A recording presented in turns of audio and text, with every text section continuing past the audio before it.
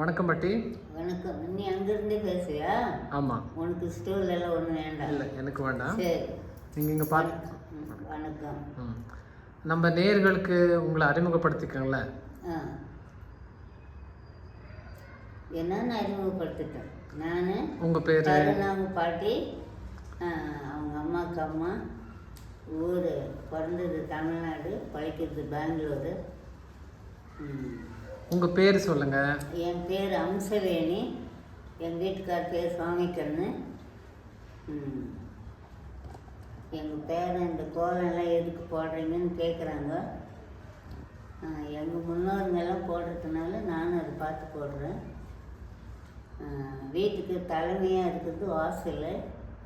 அந்த வாசலில் சாணம் எடுத்துன்னு வந்து கரைச்சி தொடக்கத்துலேயே கையிலேயே முழுகி கோலம் போட்டால் இடி மின்னல் கூட அதில் வந்து தாக்காதுன்னு சொல்லுவாங்க. அப்போல்லாம் வண்டி ஓடுதுன்னு சொல்லுவாங்க, அடுத்தவங்க ஓடுறான்னு. இப்போல்லாம் மேகமே ஒன்றோடு ஒன்று சேர்ந்து அடிபடுறதுனால அந்த இடி உற்பத்தி ஆகுது அப்படி சொல்கிறாங்க.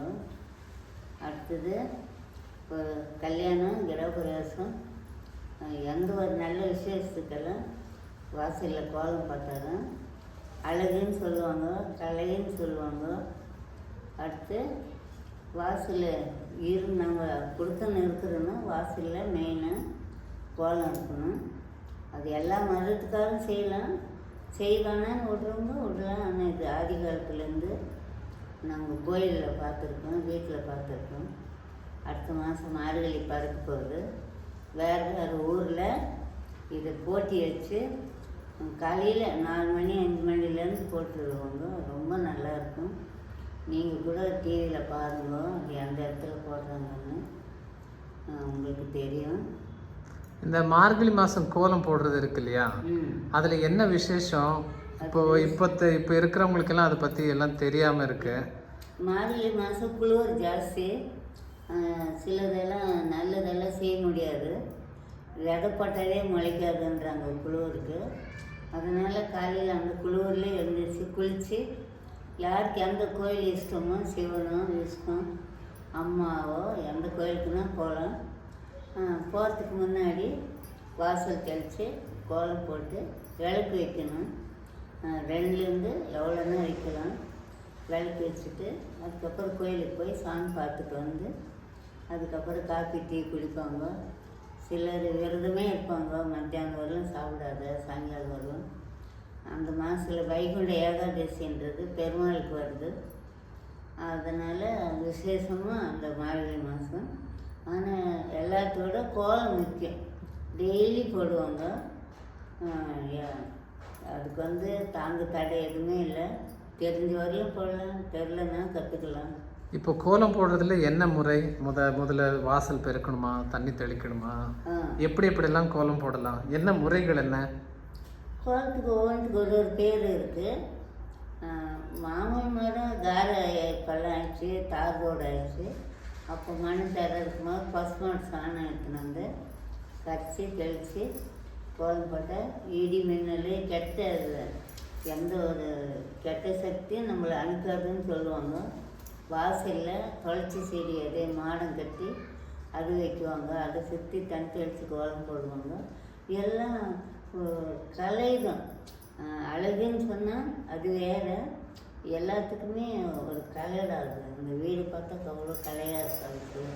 ஒரு பூ மலர்ந்தால் எப்படி இருக்குமோ அந்த மாதிரி அந்த வாசல் மலர்ந்து இருக்கணும்.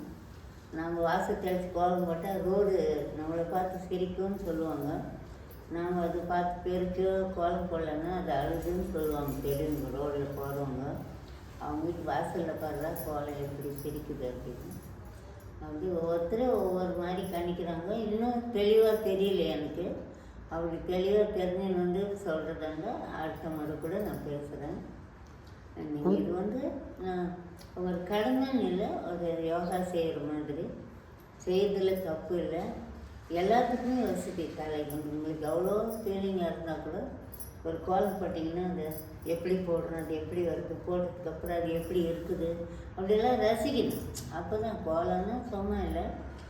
நல்லா புதுசாக ட்ரெஸ் போட்டுன்னு ஒரு கோயிலுக்கு போகிறோம், பிச்சை எடுக்க போகிறோம், ஹோட்டலுக்கு போகிறோம். அந்த மாதிரி தான் இது கூட. நம்ம இருக்கிற வீடு நீட்டாக ஃபஸ்ட்டு பெருக்கணும், அதுக்கப்புறம் எல்லாம் தண்ணி தெளிக்கணும். சாணம் விட்டால் பிற்கால கட்டிங் இருக்குன்ட்டு திருப்பி பெருக்கி எடுக்கணும், 2 வாட்டி பெருக்கணும். அப்போ தான் அது நல்லா க்ளீனாக இருக்கும். நம்ம மனசுக்கு தகுந்த மாதிரி பெருசு சின்னது தெரியாதவங்களுக்கு கூட போய் போட்டு கொடுக்கலாம். நமக்கு தெரிலன்னா ஒருத்தர் வந்து போட்டு கொடுப்பாங்க. இதுக்கு அந்த மாதிரி ஒரு மகிமை இருக்குது. அதுக்கு மேலே இருக்கும், எனக்கு சொல்ல தெரில. நான் கண்டிப்பாக என்னை விட பெரியவங்கிட்ட கேட்டு நான் சொல்கிறேன். நீங்கள் ஒவ்வொருத்தரும் ஒவ்வொன்றும் கற்றுக்கின்னு போட்டால் உங்களுக்கு நல்லது. அதனால் பணம் வருது இல்லை, அதனால் அதில் எதிர்பார்த்து செய்யறதில்ல. நம்ம மனசுக்கு பிடிச்ச மாதிரி ட்ரெஸ் போடுற மாதிரி, பிடிச்சது சாப்பிட்ற மாதிரி இது கூட பிடிச்சி செய்யணும். ஏன் செய்யணும், எதுக்கு செய்யணும் அப்படியெல்லாம் இல்லை. செஞ்சால் அவங்க வீட்டு வாசலில் போடுறவங்க அவங்க வீட்டு வாசலில் எவ்வளோ நல்லா இருக்குது அப்படி நினைக்குவாங்க. அதனால தான் இது கோலம் போட்டுட்டே முக்கால் பாகம். வெளியாளுக்காக நமக்கும் வீடு சுத்தம் இருக்கும், எந்த கெட்டது இந்த பூச்சி புழுகு அதெல்லாம் கூட வராது இருக்கும். இது பல விதமாக இருக்குது, ஒரு விதமாக சொல்ல முடியாது. ஆனால் அந்த மாக்கோலம் விட்டாலும் வீட்டுக்கே அழகு.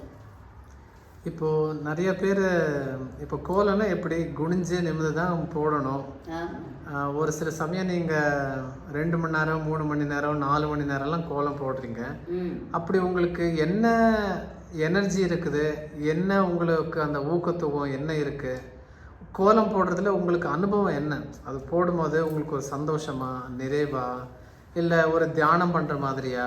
உங்கள் மனசுக்கு எப்படி தோணுது கோலம் போடும்போது? உங்கள் அனுபவம் என்ன?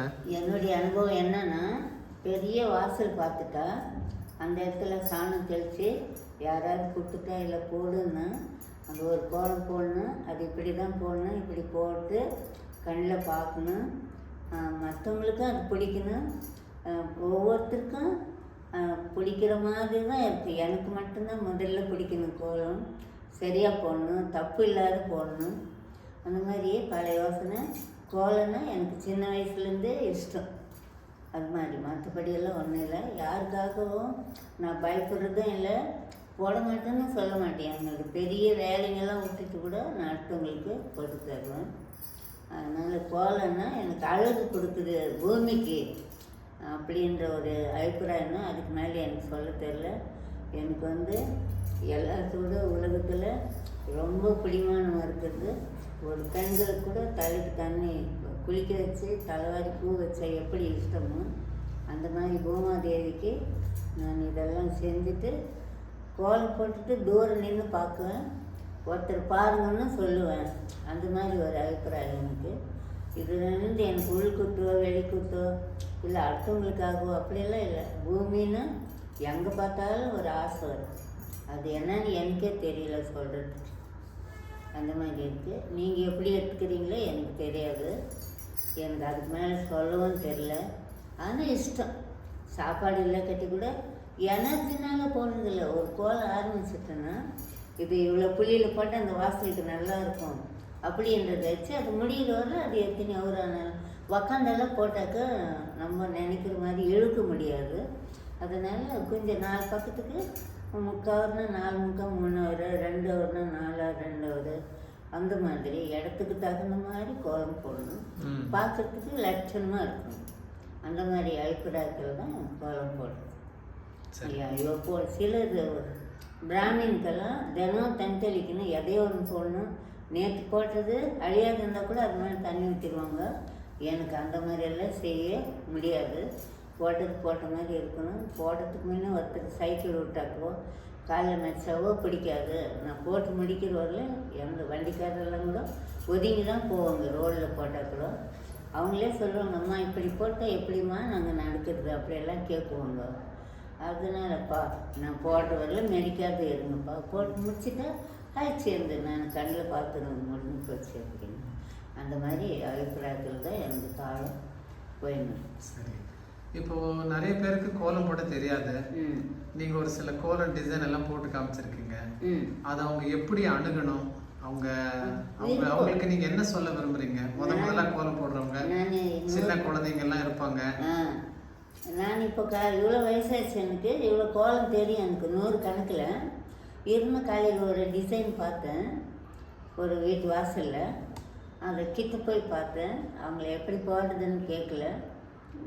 என்ன மாதிரி இருக்குன்னு பார்த்தேன். அங்கே ஒரு டைம் போட்டேன், வீட்டில் வந்து ஒரு டைம் போட்டேன். இப்போ கூட போட்டேன். எனக்கு அது மனசில் பதிஞ்சிச்சு. அந்த மாதிரி நீங்களும் எதை இது பார்த்து கற்றுக்கணும், இது பாரம்பரியம், வீட்டுக்கு நல்லது அப்படின்னு நீங்கள் நினச்சிங்கன்னா கண்டிப்பாக நீங்கள் ஒவ்வொருத்தரும் சின்னதாக பண்ணி அப்புறம் ப்ளஸ் பண்ணி நீங்கள் கற்றுக்கினா நல்லது.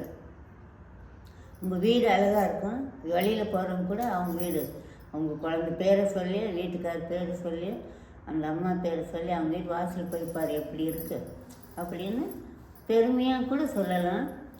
இல்லை ரொம்ப அழகாக இருக்குது அப்படின்னு ரசிக்கிறாங்கன்றாங்களே, அந்த மாதிரி கூட இருக்கலாம். எப்படின்னா எடுத்துக்கலாம். ஆனால் கற்றுக்கினீங்கன்னா நல்லது. அதனால் எங்கள் பேரன் கேட்குறாங்களேன்ட்டு எனக்கு தெரிஞ்சது நான் சொல்கிறேன். நீங்கள் ஏற்றுக்காதது உங்கள் இஷ்டம். புக்காக கூட விற்கிது. நீங்கள் அது கூட பார்த்து 1000 கணக்கில் கற்றுக்கலாம், 100 கணக்கில் கற்றுக்கலாம். ஆனால் கற்றுக்கணும். மெதுவாக மண்ணில் போட கற்றுக்கணும். நமக்கு விரல் மடித்து வரணும். அதனால் வளைவு, பென்சிலில் எதெல்லாம் போடலாம். கண்டிப்பாக கற்றுக்கணும்னு மனசு இருக்கணும். இப்போ நான் ஒரு டைம் பார்த்துட்டு உடனே இப்போ 3 டைம் போட்டேன். மனசில் நிறுத்துறதுக்காக போடுறது. மீண்டும் மறந்துட்டேன். எங்கேயாவது பார்த்தா அப்போ பார்த்துமே அப்படின்னு நினைவு ஆற்றல் ஜாஸ்தி இருக்கும். இந்த மாதிரி இருந்தால் அறிவுன்னு சொல்கிறது அது ஏற்றுக்க முடியாது. நினைவு ஆற்றல் அந்த ஒவ்வொன்றும் பார்த்துட்டு அப்படியே அந்த போடுவேன். மனசில் போடுறது அத்தனையும் மனசில் இருந்து போடுறது. புக்கு பார்த்தெல்லாம் போடுறதில்ல. புக்கு பார்த்து கற்றுக்கணுன்னா பெருசு கற்றுக்குவேன். அதுக்கப்புறம் பூமியில் போட ஆரம்பிச்சுட்டா புக்கு பார்க்குறது. அது ஒன்று இருக்குது. உங்களால் முடிஞ்சால் நீங்கள் முயற்சி பண்ணி பாருங்கள். கண்டிப்பாக பாட்டி. ரொம்ப நன்றி. நன்றி. வணக்கம்.